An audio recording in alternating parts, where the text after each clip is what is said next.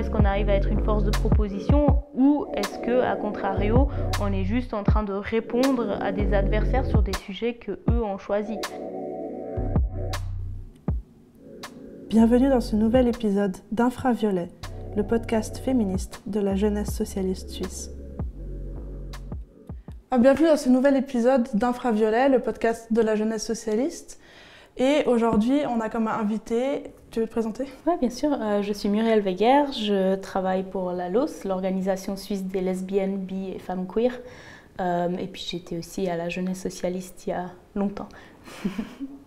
Et du coup, le sujet de cet épisode, c'est le wokisme et puis l'anti-wokisme. Peut-être on peut commencer par définir un petit peu les termes exactement. Peut-être quelle est la différence entre woke et wokiste et comment on est passé de l'un à l'autre. Alors d'origine, le terme woke vient vraiment des mouvances afro-américaines, donc des mouvements antiracistes des USA, et a ensuite été généralisé comme un terme, ça vient de réveiller, prendre conscience, donc comme un terme qui décrit en fait tous les enjeux un peu sociaux qu'il y a dans différentes parties de la communauté. Donc si je peux résumer, ça concerne autant les enjeux féministes que LGBT, que antiracistes. Enfin voilà, ça reprend un peu toutes ces thématiques en fait intersectionnelles, nous on l'appellerait peut-être comme ça. Et le wokisme du coup, c'est quelque chose qui est rentré dans la langue française pour critiquer. Ces mouvances woke, en fait, ces mouvances qui demandaient à ce qu'on se réveille sur ces sujets-là, qu'on prenne conscience du racisme qui persistait dans la société. Et du coup, maintenant, il y a vraiment beaucoup de mouvements différents qui sont compris dans ce terme-là et c'est plus seulement des questions antiracistes. Est-ce que pour toi, c'est autre chose ? Non, c'est très bien résumé qu'en fait, à la base, autant woke, à la base, c'est un terme qui était légitimement utilisé par les personnes qui participent aux luttes sociales. Autant, à ma connaissance, personne, sincèrement, s'identifie comme wokiste. C'est pas un terme authentique qui est utilisé par les gens pour se définir, mais c'est vraiment uniquement utilisé en général par la droite, mais des fois même pas que, pour attaquer en fait les personnes qui participent à ces... Bon, après, il y a beaucoup de termes comme ça qui ont été utilisés par le passé. On nous traitait de bisounours. Alors, je ne sais pas à quel point c'est vraiment rationnel d'utiliser des termes qui sont pour moi assez positifs en fait pour attaquer des mouvements qui se battent pour l'égalité, l'équité. Donc là aussi, ça permet juste de tout fourrer dans le même panier, d'avoir un espèce d'ennemi commun très flou et en fait par cet ennemi commun, après quand même très spécifiquement d'attaquer certaines parties de la communauté parce que ce qu'il faut dire c'est vraiment que en général quand on parle de wokisme, on va parler de thématiques très spécifiques comme les thématiques trans ou les questions parfois liées aussi au droit d'asile ou peut-être de manière plus large, on va dire l'extrême gauche, quelque chose comme ça. Et en fait décrédibiliser seulement des parties très précises de ce mouvement, mais en comprenant l'ensemble du mouvement. Un des bons exemples pour ça voilà, c'est toujours un peu une question de point de vue, c'est la manière d'attaquer les droits LGBT, parce que c'est plus tellement tolérable entre-temps d'attaquer peut-être, ou moins tolérable d'attaquer les droits LGB, donc lesbiennes, gays, bi. On s'attaque souvent aux personnes trans, aux personnes non-binaires, parce que c'est aussi les personnes qui sont le plus vulnérabilisées dans ces mouvements. Et donc, par ce biais-là, donc, non seulement on les attaque en les déshumanisant, en les dégradant souvent, mais on va s'attaquer aussi à l'entier du mouvement. Donc moi, dans le mouvement LGBT, je le vois beaucoup que d'abord, un des exemples typiques, c'est à Genève, il y a des motions qui ont été faites par l'UDC contre les personnes trans, les mineurs trans, donc vraiment les personnes les plus vulnérabilisées au sein des mouvements, pour finalement attaquer l'ensemble de la loi sur l'égalité au Parlement qui concerne donc autant toutes les personnes LGBT, ça concernait l'extension sur les thématiques LGBT de cette loi. Oui, c'est clair. Et puis, je pense aussi un autre exemple hyper parlant en Suisse, peut-être le plus connu, c'est l'histoire du genre, Drag Queen Storytime à Zurich.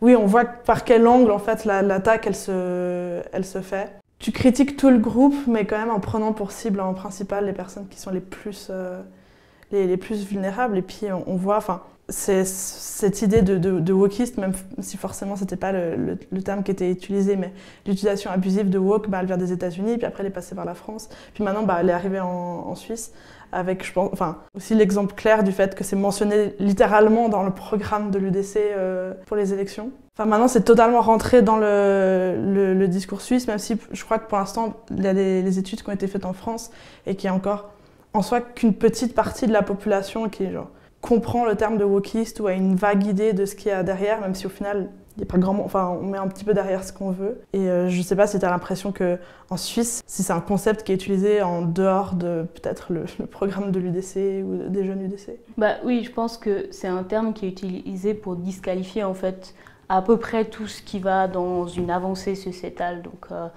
c'est juste un terme pour dire en fait qu'on est trop extrémiste. Donc avant c'était les féministes hystériques, maintenant c'est les wokistes. Enfin voilà, c'est un peu same autre époque. Après, pour moi, c'est vraiment rentré par ces dernières votations en fait dans le discours suisse avec la campagne de l'UDC. Et ça a aussi été montré dans un sondage de la SSR, donc c'est l'organe qui regroupe en fait les médias en Suisse, qui analyse toujours les résultats de votation et qui a voté comment, pourquoi. Et ce qu'on a pu voir là-bas dedans et qui personnellement m'inquiète parce que voilà, on s'engage pour les thématiques LGBT avec mon organisation, c'est que 23% des nouvelles personnes qui votent UDC, donc des personnes qui ont changé de parti, bon certes c'est des personnes qui venaient très certainement déjà de la droite et qui se sont peut-être légèrement radicalisées, donc 23% de ces personnes-là ont indiqué comme raison principale de ce changement le fait que l'UDC se batte contre le wokisme. Donc c'est très vague, mais ça montre qu'ils ont un certain succès en fait avec ce discours. Et moi, ce qui m'inquiète beaucoup, c'est qu'en face, il n'y a personne. En face, il n'y a personne qui dit si en fait ça fait du sens d'être réveillé, d'être woke, ça fait du sens de se battre pour ces avancées sociétales et nous on est prêt à le faire et on est contre ce discours de l'UDC. Ce discours, pour moi, il n'est pas assez présent, mais on le voit aussi hein, quand ces sujets sont attaqués.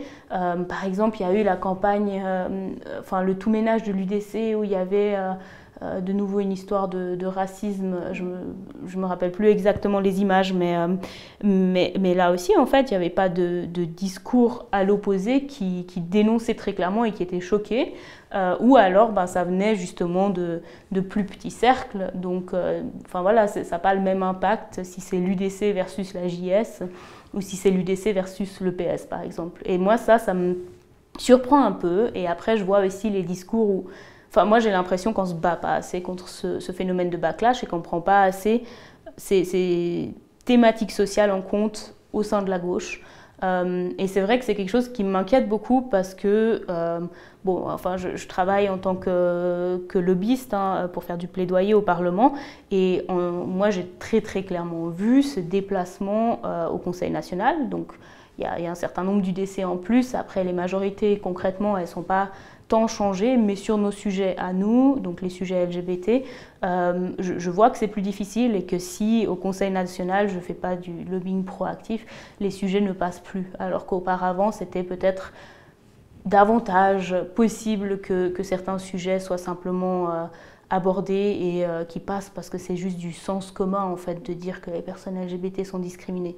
Donc oui, je la vois assez clairement cette tendance en Suisse, je vois la reprise de ces discours aussi en Suisse. Ils ne sont pas encore aussi violents que dans d'autres pays, mais ils arrivent, et ce qui est inquiétant c'est qu'il n'y a personne en face en fait pour dénoncer ce genre de tendance, et qu'il n'y a personne en face non plus qui les prend assez au sérieux. Il y avait aussi notamment certains politiciens du PS qui ont dit finalement ce n'est pas des sujets assez porteurs pour les élections. Et là aussi j'ai envie d'un petit peu écarquiller les yeux et dire mais finalement ça veut dire quoi? Est-ce que ça veut dire que le PS maintenant il se bat plus que pour des questions qui concernent les finances? Est-ce que là il n'y a pas aussi une intersectionnalité de certains sujets? Est-ce qu'il n'y a pas aussi une vision un peu plus globale de l'ensemble de ces sujets et qu'on ne les laisse pas juste, aux femmes socialistes, ou voilà, c'est le sous-groupe qui est concerné, qui s'en occupe, au lieu qu'un parti se batte en fait dans l'ensemble sur ces sujets-là et des positions très claires. Ouais, c'est clair que c'est quelque chose que, et franchement, des fois même à la JS, mais beaucoup plus fort au PS, cette idée que c'est les gens, ils en ont marre des questions sociétales et que c'est sur le social qu'il faut se concentrer, c'est l'économique qui prime, les gens ils votent pour l'économie, etc. Et du coup, toi, tu penses que c'est une erreur de stratégie de se concentrer comme ça Oui, et enfin, c'est pas seulement une erreur de stratégie, c'est aussi simplement faux. On a plusieurs exemples de ça. Donc, bon, voilà, hein, je vais toujours prendre les exemples qui me sont plus près. L'un, c'est l'élection typiquement d'Anna Rosenwasser. Donc, c'est une militante queer qui était active au sein de la LOS, donc l'Organisation suisse des lesbiennes, pendant des années, qui a aussi acquis de la visibilité grâce à ça. Et c'est très très clair qu'elle a été élue par les personnes queer et donc aussi par des personnes qui ne voteraient pas forcément socialistes, qui ne voteraient pas forcément à gauche, simplement parce que l'engagement est là sur ces thématiques. Donc oui, ça nous fait aussi gagner sur un certain nombre de champs, mais après c'est aussi un peu la question de qu'est-ce qu'on perd si on ne le fait pas.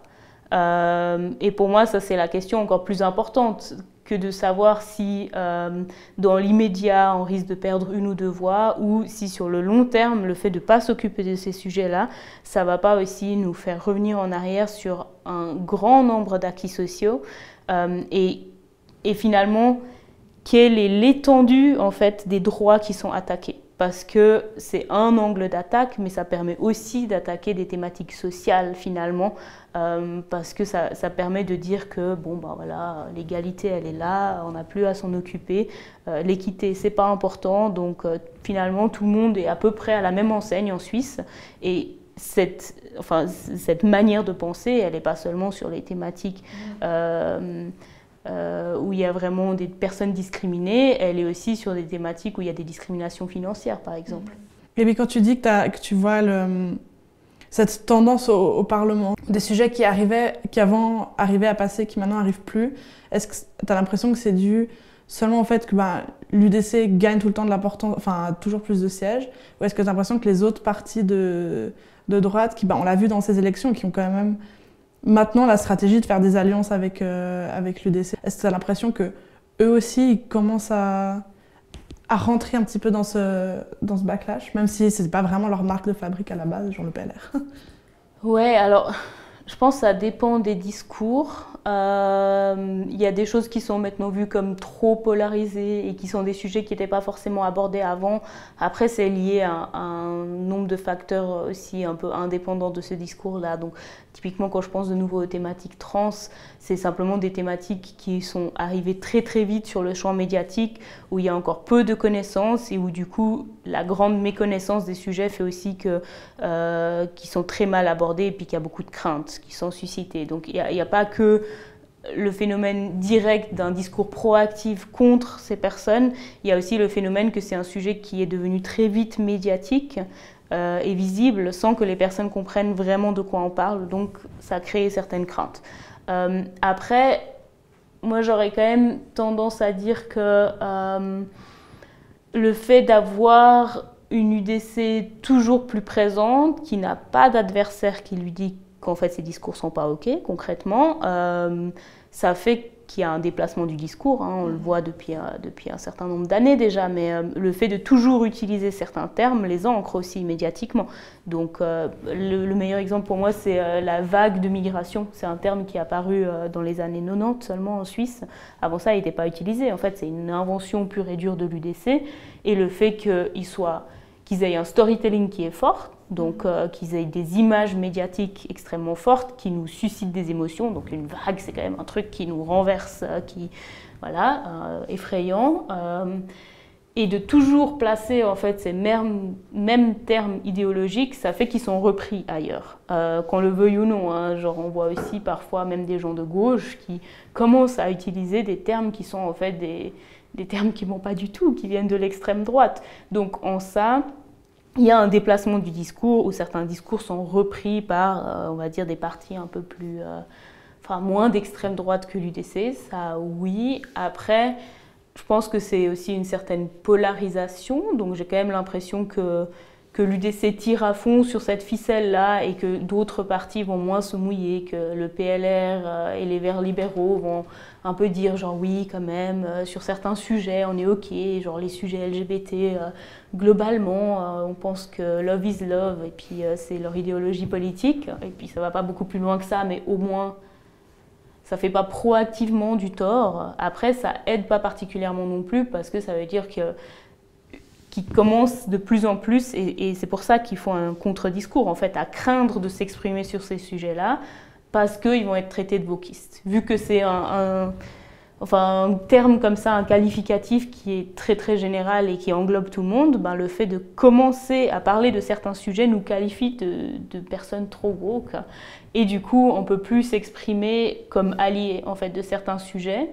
Et ce spectre de qu'est-ce qui est wokiste s'étend de plus en plus s'il n'y a pas un contre-discours qui dit non mais attendez là, enfin 2 minutes, on parle d'équité, on parle d'égalité, enfin voilà, on ne parle pas de choses négatives en soi.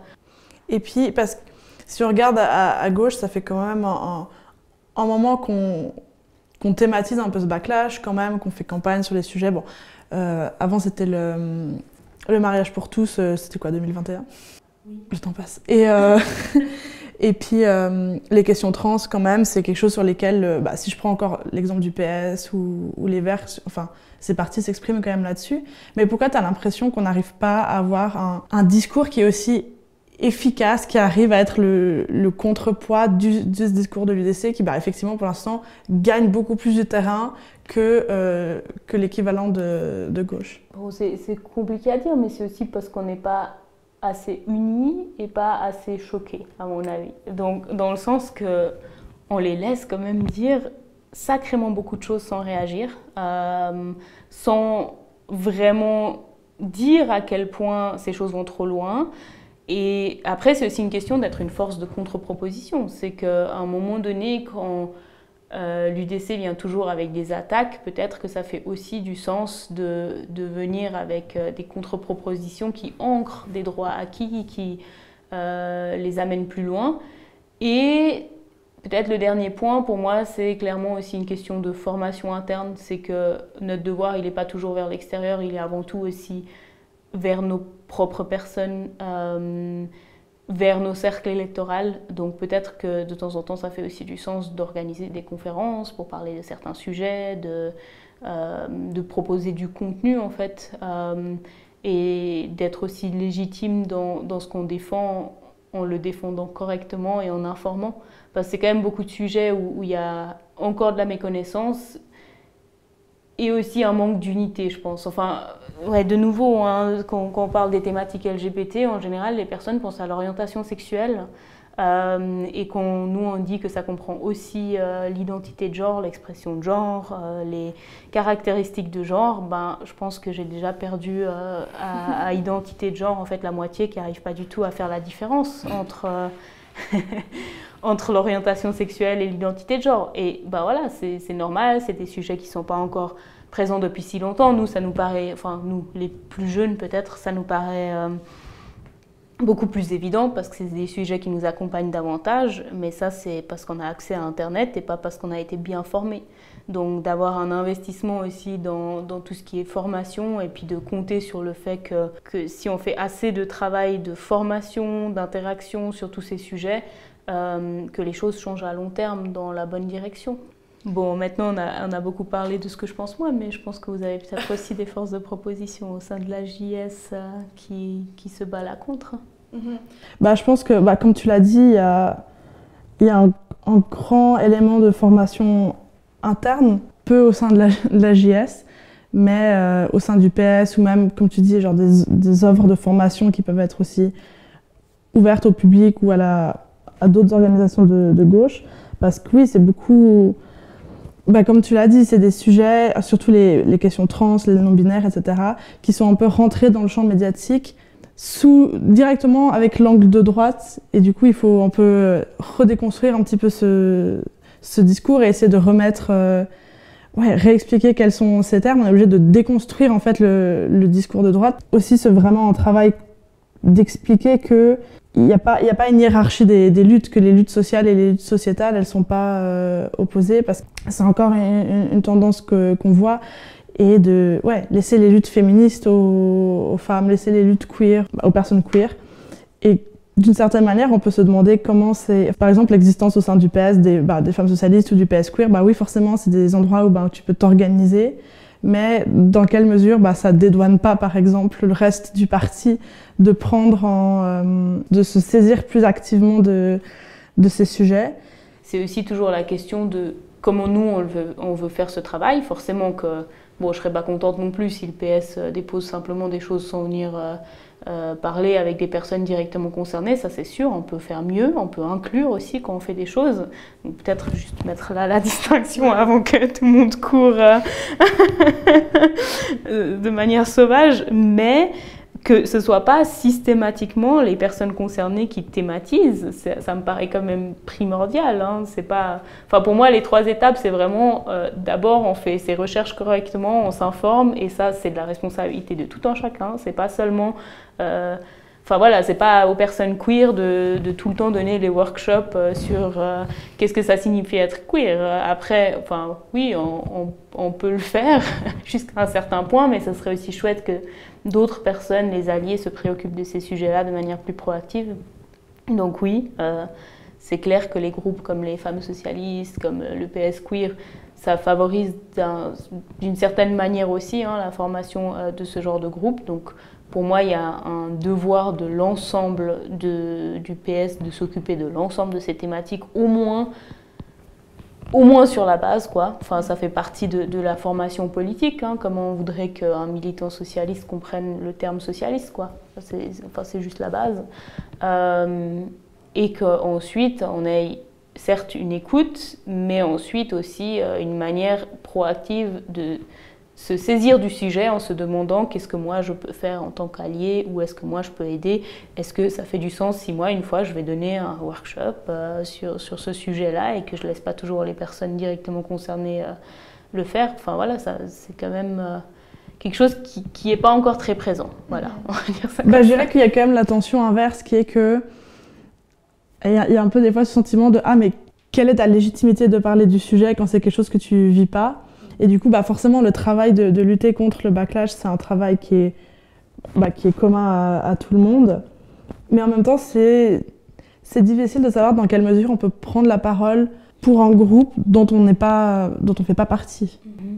Ça dépend toujours aussi de la manière de le faire. C'est sûr que s'approprier un sujet et parler publiquement, par exemple aux médias, d'un sujet qui nous concerne que moyennement, ça présente certaines difficultés. On peut le faire quand on défend un projet de loi, par exemple, ou dans ce genre de cas. Après, faire de la formation interne dans un parti, ça devrait se faire en collaboration, en fait. Oui, bien sûr, c'est important que les personnes queer aient leur place, mais je ne comprends pas pourquoi il n'y a pas une personne hétérosexuelle qui pourrait préparer le matériel de cours et puis un peu faciliter, en fait, la charge mentale sur les personnes directement concernées.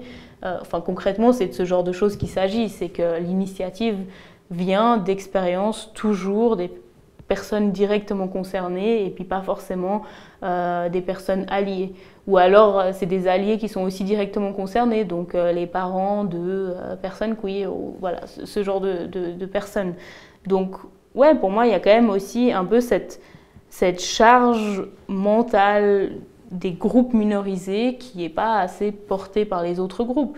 De nouveau, c'est la même thématique avec les luttes féministes, c'est que oui, on ne veut pas avoir les hommes devant qui tiennent la bannière pendant les marches féministes, oui, mais on attend quand même des hommes qui soient présents lors de ces événements-là, qu'ils soutiennent, que pour changer, ils fassent la soupe, voilà, peu importe, mais vraiment de généraliser un peu ce réflexe d'être un bon allié me paraît essentiel et pas du tout assez présent.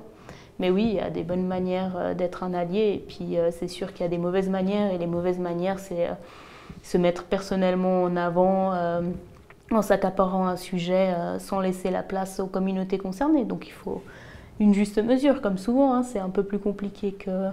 Oui, il y a une manière de faire les choses. Moi, un autre truc que je trouve hyper dur aussi avec ce discours de droite et puis la manière dont on doit le contrer, c'est le fait que c'est toujours utilisé comme argument « Ah, mais c'est la liberté d'expression ». Et je trouve que c'est hyper dur parce que du coup, t'as l'UDC ou les jeunes UDC qui sortent des dingueries. Et après, quand nous, on va dire que c'est juste pas tolérable et que c'est pas juste qu'on n'est pas d'accord, c'est que c'est dangereux pour la réalité vécue des personnes, et on nous répond que c'est la liberté d'expression, que c'est une belle valeur suisse. Et je trouve que ça crée tout de suite un hyper fort a priori, que du coup, nous, on est limite autocrate parce qu'on ne tolère pas que quelqu'un pense autre chose que nous. Et il n'y a aucune distinction qui est faite sur le fait que c'est pas juste une question de désaccord, c'est vraiment une question de sécurité des personnes. Il y a juste des discours qui mettent en danger la vie d'autres personnes. Mais c'est quand même l'argument qui revient à chaque fois. Oui, bon, c'est sûr que c'est des discours qui sont compliqués. Après, à partir du moment où c'est déshumanisant et dégradant, je pense qu'on peut être d'accord que ça n'a pas de la place dans la sphère publique. Et je pense qu'il faut juste rappeler ça, qu'il y a quand même certaines manières de vivre ensemble qui font qu'on essaye de respecter son prochain et de ne pas être humiliant et dégradant en public. Donc pour moi, la liberté d'expression s'arrête au moment où on insulte les gens.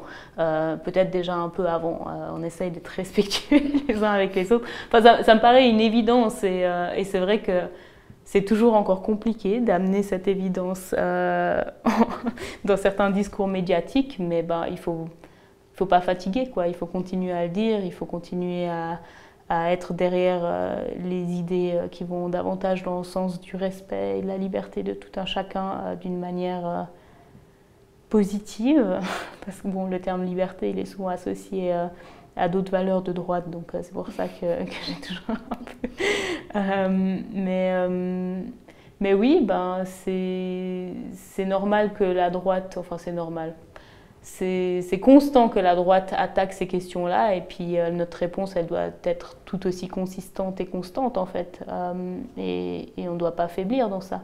Enfin, il n'y a pas de miracle, hein, il va falloir se répéter et puis essayer de faire en sorte qu'on ne refasse pas certaines erreurs du passé. Et qu'on soit plus inclusif. Après, il y a aussi des manières d'ancrer en fait davantage ces thématiques-là. C'est qu'on a quand même fait un certain nombre de progrès sur ces thématiques.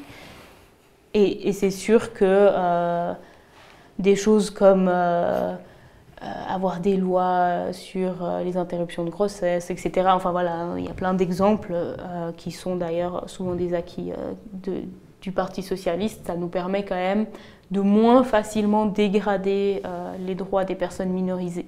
Donc je pense qu'il ne faut pas sous-estimer à quel point avoir des lois qui protègent peut aussi nous aider dans ces discours médiatiques et publics, et peut nous permettre quand même jusqu'à un certain point de juste dire non, en fait, c'est pas pour rien que c'est dans le code pénal. Alors ça nous fait jamais plaisir d'envoyer des personnes en prison pour des insultes, mais au final, ça fait partie de la manière en Suisse de faire en sorte que chacun se respecte à peu près. Donc peut-être qu'il s'agit de réfléchir sur ces droits-là et sur ces protections-là, et de réfléchir au fait qu'elles devraient être davantage étendues et qu'on peut le faire en concordance avec les organisations des personnes concernées. Oui, c'est sûr. Mais d'un côté, c'est aussi... Enfin, je trouve que c'est aussi difficile de trop se reposer sur l'État et le système judiciaire comme pour nos solutions, sachant que c'est aussi une partie de la victimisation qui vient de là. Bon, oui, forcément, il n'y a pas que l'État. Hein. C'est nécessaire aussi pour beaucoup de ces luttes. Enfin, quand je pense aux luttes LGBT, c'est extrêmement nécessaire d'avoir un tissu associatif qui a aussi des offres spécifiques pour les personnes. Mais c'est des associations qui aussi peuvent pas... Enfin, forcément, elles ont un travail parlementaire à faire, dans le sens que des fois, elles peuvent être entendues dans le cas d'audition, des choses comme ça. Mais c'est pas non plus d'idées qui peuvent être... Enfin, elles peuvent pas se permettre d'être partisanes aussi, parce que leurs positions, elles sont totalement... souvent, leurs positions... Enfin, là, j'ai en tête l'exemple de Genève, où on a toute une série d'associations LGBT qui sont plus ou moins tout le temps menacées par en fait, les restrictions budgétaires, parce qu'elles dépendent de l'État pour vivre. Et pour toi, quel est le... Ouais, comment devrait être l'interaction entre le parti, enfin les partis, pas forcément la JS, mais aussi les plus grands partis, et ces associations, pour pas non plus leur porter prétérite, mais aussi défendre leurs subventions, etc., sans les mettre en danger par rapport à la droite? Bon, il y a aussi certains partis de droite qui s'engagent un peu sur ces sujets-là avec des grosses limites, mais voilà. Après, justement, beaucoup d'associations au niveau local ne s'engagent pas forcément au niveau politique parce que elles mettent toutes leurs ressources dans les offres communautaires. Au niveau local, souvent, les associations ont peu de ressources, touchent aussi un public très spécifique. Enfin, le public de la JS est peut-être un autre de personnes davantage politisées. Et puis après, le fait de porter ces messages d'une manière publique, politique et efficace, c'est pas non plus donné à chaque association parce que elles sont simplement pas actives forcément au niveau politique direct. Elles sont vues en tant qu'association d'experts, elles sont entendues par l'État en tant que tel aussi, et du coup ça restreint la capacité à en fait être radicale en partie. Et sur ces sujets, on a quand même besoin d'une certaine radicalité si on veut les faire avancer, parce que ça permet de tirer de nouveau le spectre politique dans une direction qu'on souhaiterait, quoi. Mais donc tu ne penses pas que on a perdu la bataille idéologique et que l'anti-wokisme a gagné en Suisse? C'est ça ta ligne de fin? Si l'anti-wokisme a gagné, nous allons toutes et tous mourir. Attention, c'est ce que tu réponds les gens qui trouvent l'épisode vraiment démotivé. Non, moi je pense qu'on a fait des grands progrès. Surtout sur les sujets qui me concernent. J'ai aussi tendance à être un peu pessimiste parfois parce que les choses avancent méga lentement en Suisse et que c'est pénible. Quand on revient, ça fait 5 ans que je bosse à la LOS et en 5 ans, je peux vous dire que le discours, il n'a pas fondamentalement changé. Après, il y a pas mal d'études aussi qui montrent que certaines évolutions ont un impact beaucoup plus grand que ce qu'on pense. Donc typiquement, le mariage pour toutes et tous, voilà, je suis pas spécialement fan de mariage non plus. Je pense pas que c'est une avancée qui sert vraiment l'ensemble de la communauté, même si en Suisse elle vient avec un certain nombre de droits annexes qui sont très importants. Il y a quand même des signes qui dans d'autres pays ont montré que l'avancée dans ce genre de contexte législatif permet de faire baisser le taux de crimes de haine, par exemple. Donc le fait de thématiser, d'ancrer, d'avoir une reconnaissance étatique n'est vraiment pas à sous-estimer. Et là, globalement, on va quand même dans une direction à peu près positive, parce qu'on n'est pas encore en train de vraiment reculer. Nos droits sont attaqués, mais pour l'instant, les attaques passent pas encore. Donc, en ce sens, il y a encore de l'espoir. Après, oui, il faut juste une contre-réaction qui est efficace et il faut continuer à s'investir dessus, quoi. Mais de nouveau, c'est comme la montée de l'extrême droite ou comme ça. Oui, c'est des phénomènes qui sont en train de se passer, mais l'important, c'est d'avoir un contre-discours, c'est de continuer à amener nos sujets, de continuer à être présente, d'être fort dans les positions qu'on a, et puis surtout de ne pas commencer à déformer ces positions parce que ça ne fait plus partie du discours qu'on peut avoir. Je pense que c'est ça qui est le plus important pour moi, c'est d'avoir une certaine consistance en fait dans nos idées, dans nos manières de revendiquer des choses, et de pas commencer à glisser en se disant oui bon c'est pas des sujets qui sont si porteurs finalement, est-ce qu'on n'est pas en train de faire de la politique pour une minorité de minorités? Non, c'est pas à sous-estimer que quand les droits des personnes trans sont attaqués, c'est les droits des femmes qui sont attaqués, c'est les droits des autres personnes LGBT aussi. Et vraiment de voir ces combats comme étant interconnectés, comme étant en fait part d'un seul et même combat un peu plus large, c'est méga important. Et du coup de garder cette ligne et puis de ne pas avoir un glissement à droite finalement dans nos propres partis, c'est pour moi ce qui va aussi faire qu'on va pouvoir contrer ces bagues anti-wokistes qui nous arrivent dessus, comme dirait l'UDC sur d'autres sujets. Oui, pas se laisser avoir par le glissement du discours à droite, quoi. Ouais, le tirer en fait dans l'autre direction. C'est au lieu de les suivre et puis d'être en réponse de ce que eux placent comme sujet, c'est placer ses propres sujets et puis tirer dans l'autre sens, dans un sens progressiste en fait, et continuer à amener des idées qui peuvent paraître pour certaines personnes radicales et qui pour nous sont une évidence. Donc de continuer à se placer correctement, de continuer à se former correctement. Et si on le fait bien, on ne risque pas, comme en France, d'avoir un démantèlement du Parti socialiste parce qu'en fait, il se confond avec les libéraux. Donc, je pense que c'est plus là qu'on doit aller chercher et puis pas dans le fait de se restreindre justement sur les sujets en espérant grappiller plus de voix parce que ce n'est pas le public qu'on souhaite atteindre. Et on voit bien aussi que quand la gauche arrive à être une force de proposition radicale, elle peut aussi gagner en fait. Ça peut aussi aller dans cette direction-là. Donc il faut continuer à le faire en fait. Oui, ça arrive pas souvent, mais des fois ça arrive.